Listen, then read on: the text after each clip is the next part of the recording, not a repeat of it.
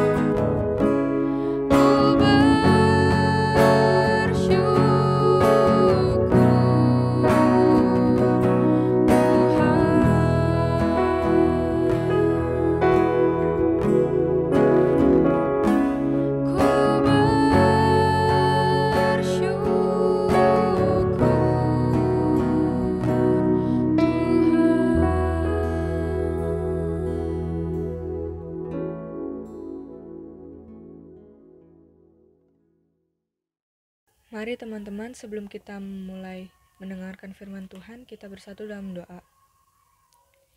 Ya Bapa, terima kasih atas berkat penyertaan yang Kau berikan kepada kami. Kami bersyukur karena Engkau masih memberi kami kesempatan untuk beribadah online pada sore hari ini. Sebentar kami akan memulai mendengarkan firman-Mu. Berkati kami supaya kami dapat mendengarkan dengan baik dan dapat menerapkan firman-Mu di kehidupan kami sehari-hari. Terima kasih Bapak, amin. Shalom Battle Teens Bekasi, apa kabarnya hari ini? Saya percaya kita semua menikmati kebaikan Tuhan, amin. Dan thank you buat tim Praise and Worship yang sedang memimpin kita dalam pujian dan penyembahan hari ini. Walaupun di tahun 2021 ini masih ibadah secara online, saya percaya anak-anak remaja yang ada di Bekasi tetap semangat, antusias, melayani dan mengasihi Tuhan, amin.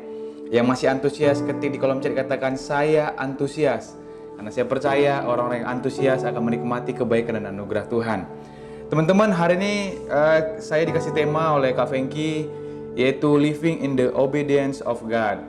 Teman-teman, tema kita tahun ini kan yaitu Building Godly Character, membangun karakter ilahi. Dan minggu ini kita mau belajar tentang bagaimana kita hidup untuk taat kepada Tuhan. Nah, kalau kita mau belajar tentang ketaatan, itu sering sekali menjadi sesuatu hal yang mudah untuk dibicarakan. Tetapi untuk melakukannya adalah suatu hal yang lebih sulit. Teman-teman, kalau kita belajar tentang ketaatan, sering sekali kita menjadi pribadi yang mudah sekali membicarakan tentang ketaatan. Ayo dong harus taat, ayo dong kamu harus belajar untuk tunduk, belajar untuk taat, belajar untuk dengar-dengar. Tetapi untuk melakukannya dalam kehidupan sehari-hari, khususnya di usia remaja, agak lebih sulit. Nggak tahu nih teman-teman, gimana? Apakah anak-anak remaja Bekasi adalah anak-anak remaja yang gampang sekali untuk melakukan ketaatan? Nah, yang merasa mudah, easy, boleh ketik di kolom chat katakan easy. Kalau yang merasa mudah untuk melakukan ketaatan. Nah, kalau yang sulit katakan sulit. Karena apa? Karena melakukan ketaatan adalah sesuatu hal yang sangat membuat tidak enak buat daging kita. Apalagi di masa-masa remaja saat ini, kita lebih suka memberontak, lebih suka bukan memberontak, lebih suka melakukan apa yang kita inginkan daripada apa yang pemimpin atau orang tua atau guru atau orang kakak pembina harapkan kita lakukan.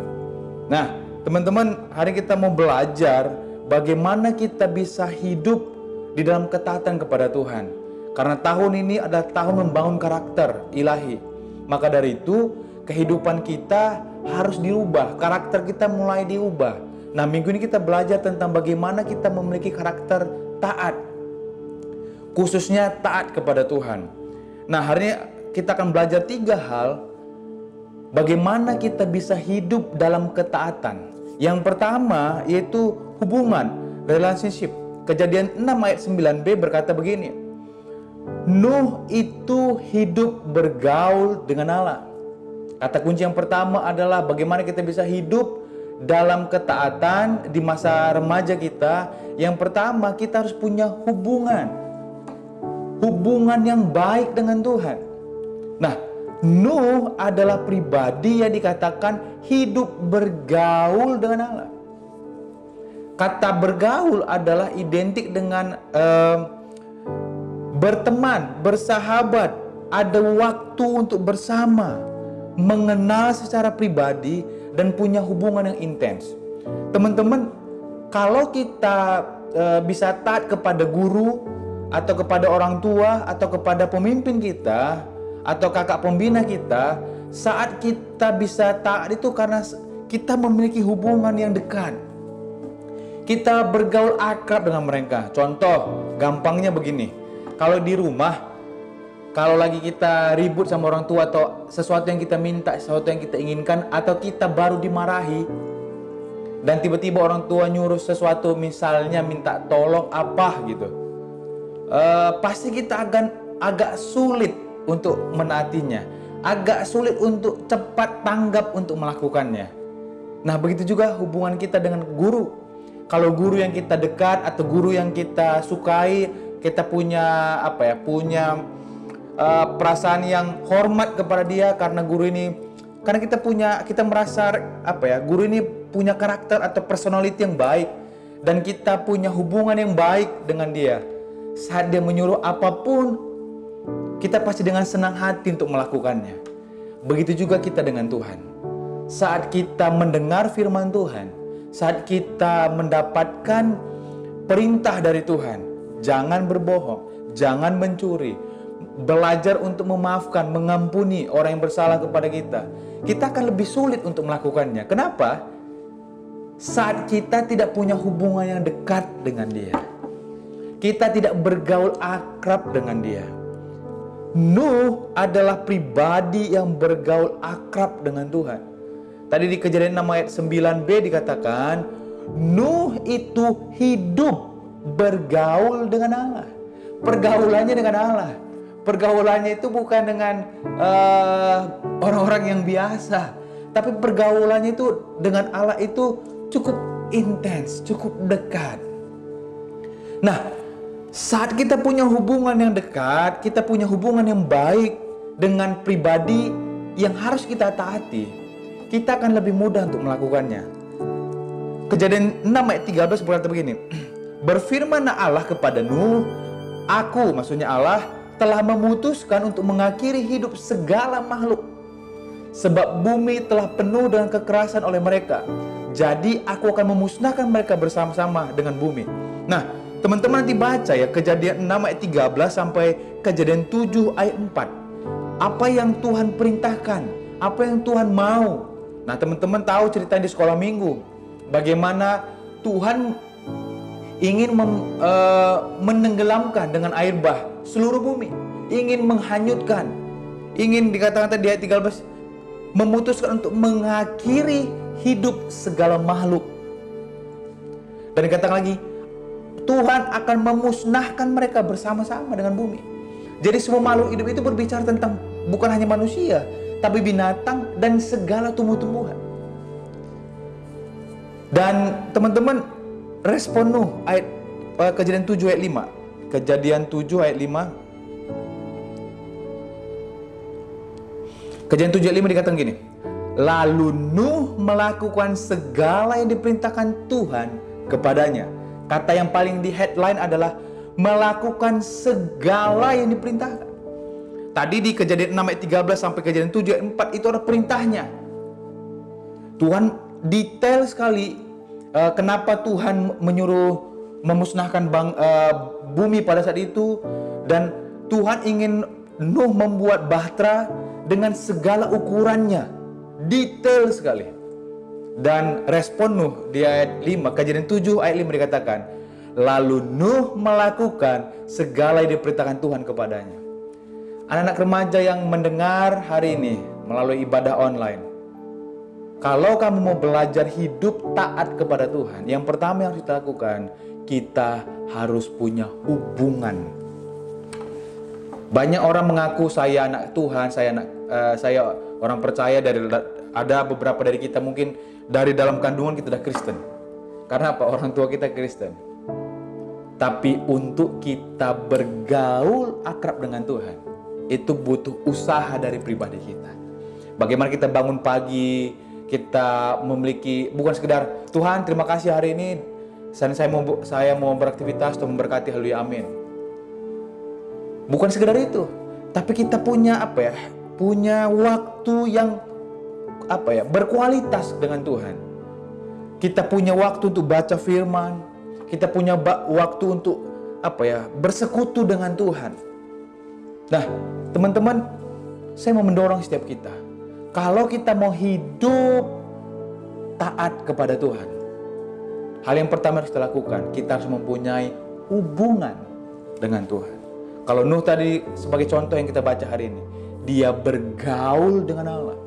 Arti kata bergaul tadi saya sudah katakan, punya hubungan yang baik, intens, ketemu. Dan yang berteman baik. Kita dulu seteru, sekarang menjadi sahabat Allah. Kita dulu musuh, sekarang menjadi anak Allah. Maka dari itu ada usaha kita untuk terus bergaul akrab dengan Tuhan.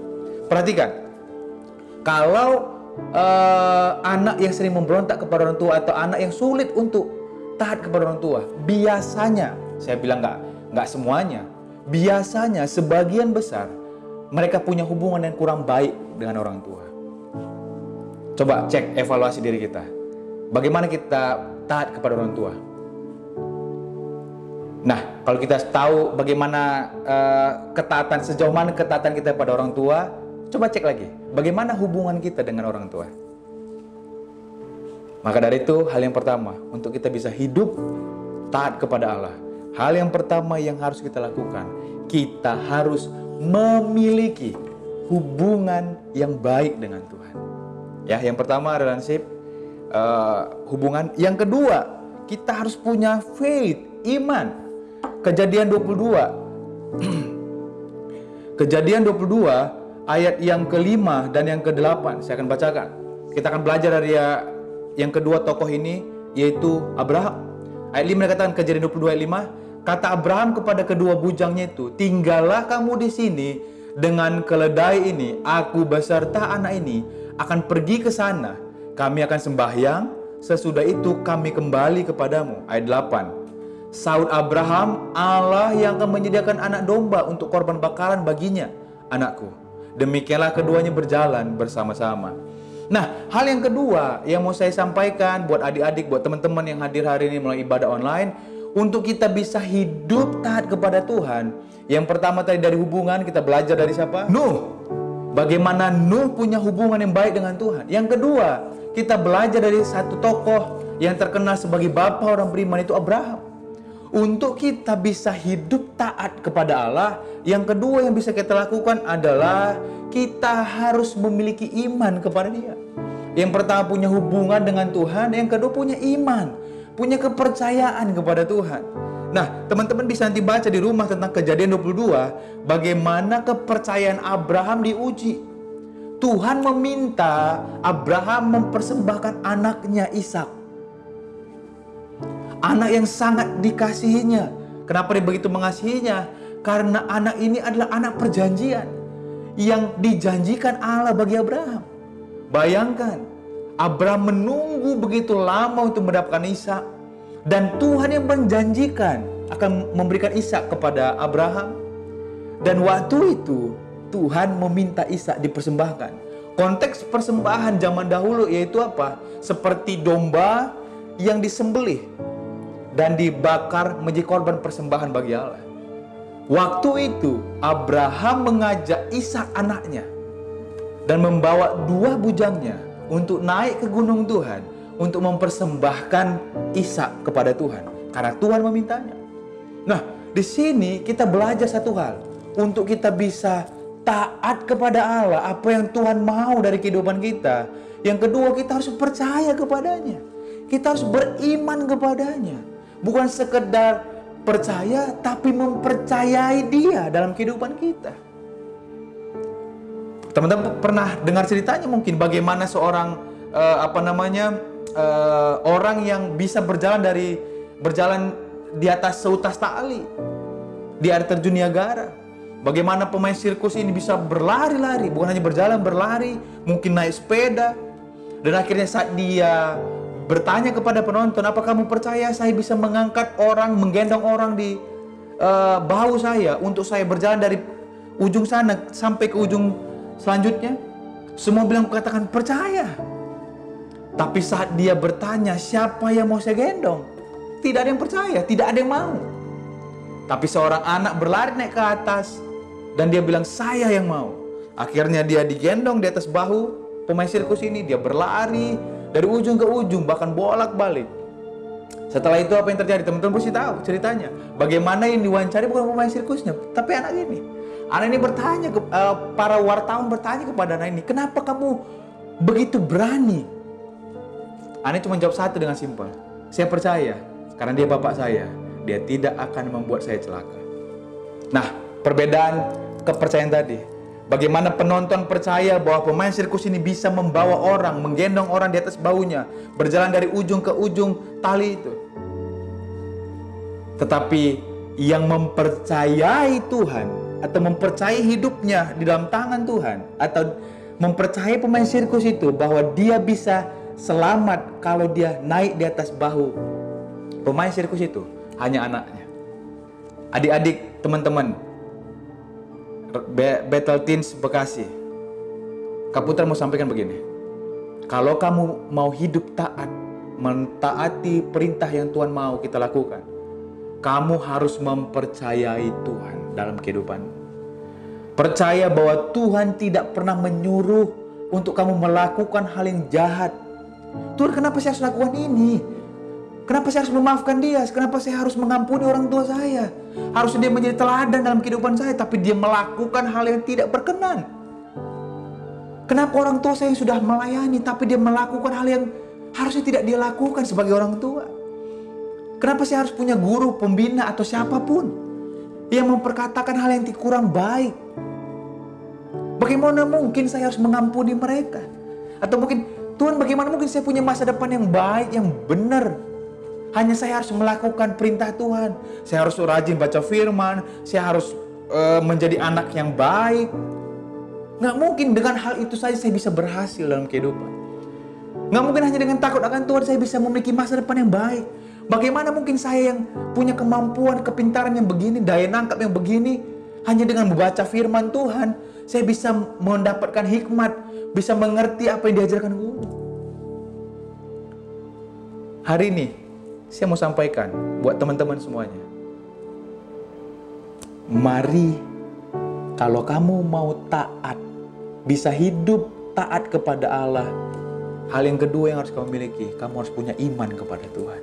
Kamu harus mempercayakan hidupmu kepada Tuhan. Abraham dikatakan bapa orang beriman karena Abraham taat kepada Tuhan. Dia bisa taat kepada Tuhan, kenapa? Karena dia percaya bahwa Tuhan tidak pernah merencanakan yang jahat dalam kehidupannya. Kalau Tuhan memerintahkan dia harus melakukan sesuatu, dia percaya bahwa Tuhan tidak pernah merencanakan yang jahat. Manusia boleh berencana yang jahat dalam kehidupan kita.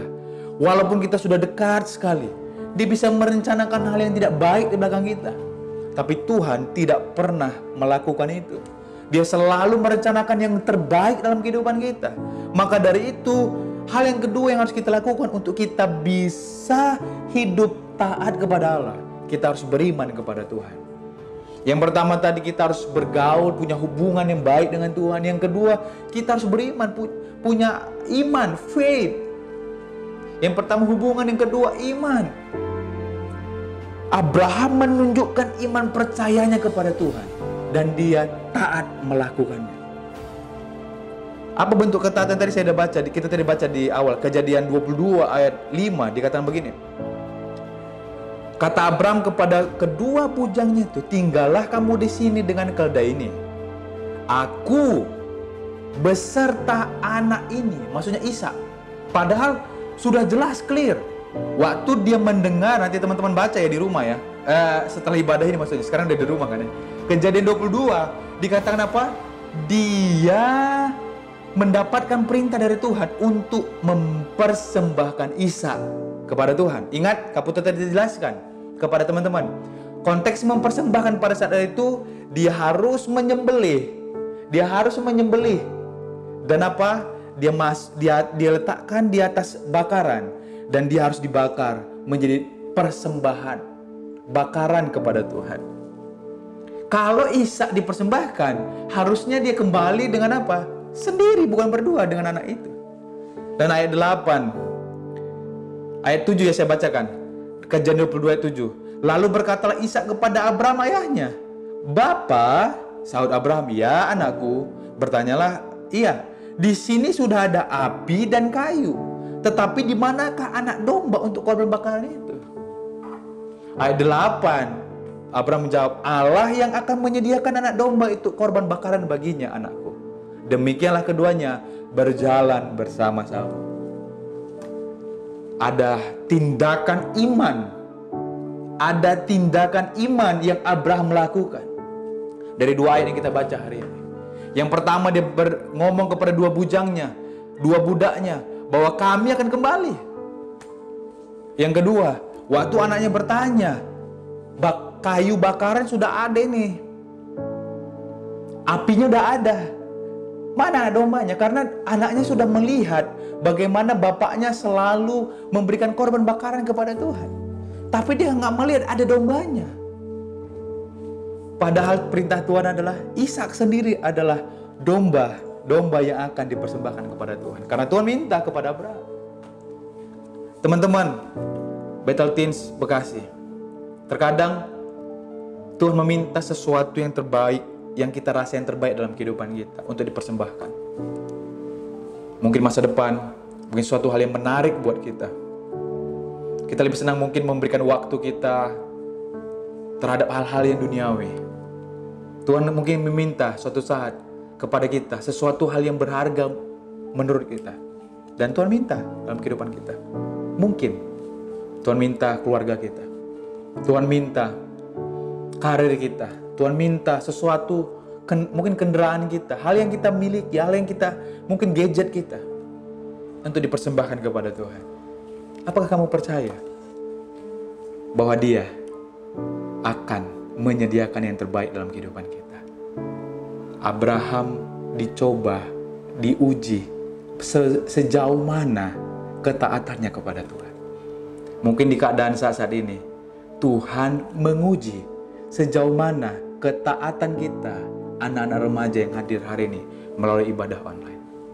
Kalau kamu mau hidup taat dalam Tuhan, hal yang kedua yang harus kamu lakukan, kamu harus percaya kepada Tuhan sungguh-sungguh.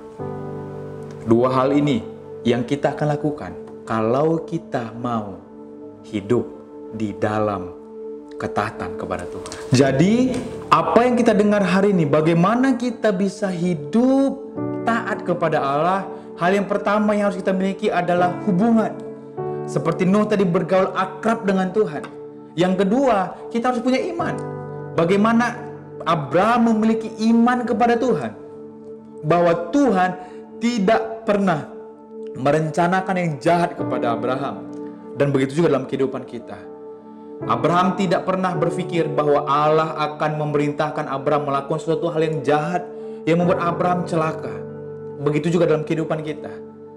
Tuhan mau dari masa muda kita bisa hidup di dalam takut akan Allah, supaya kita bisa hidup taat, mentaati segala perintah Allah dalam kehidupan kita.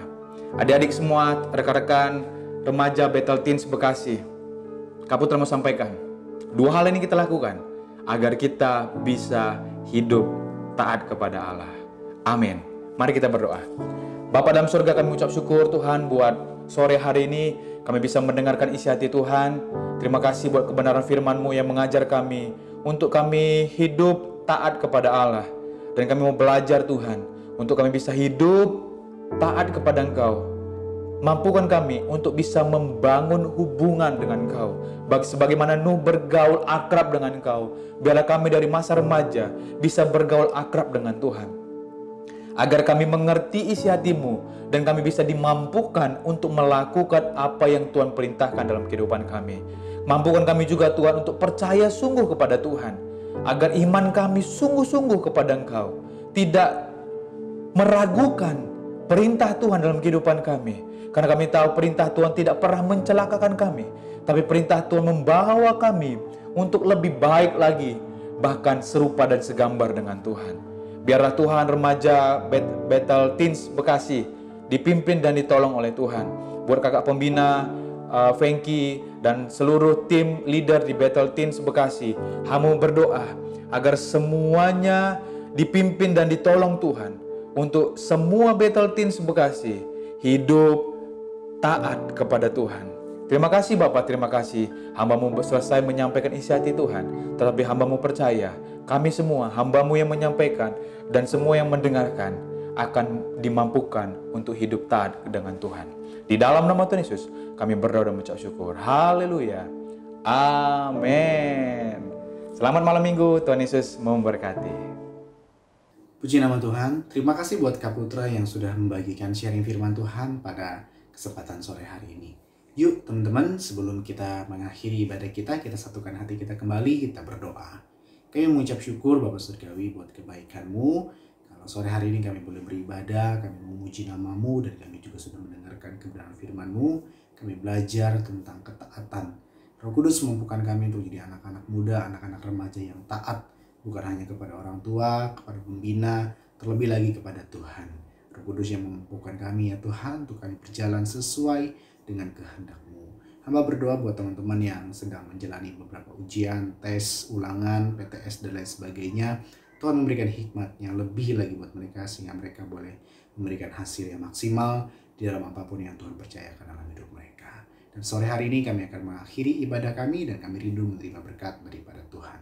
Teman-teman, angkat kedua tanganmu dimanapun kau berada. Mari kita terima berkat daripada Tuhan. Terimalah berkat daripada Allah Bapa, cinta kasih daripada Tuhan Yesus, dan dengan kuat kuasa Roh Kudus menyertai kita semua mulai sekarang sampai selama-lamanya. Setiap kita yang sudah diberkati Tuhan, sama-sama katakan amin. Puji nama Tuhan. God bless you.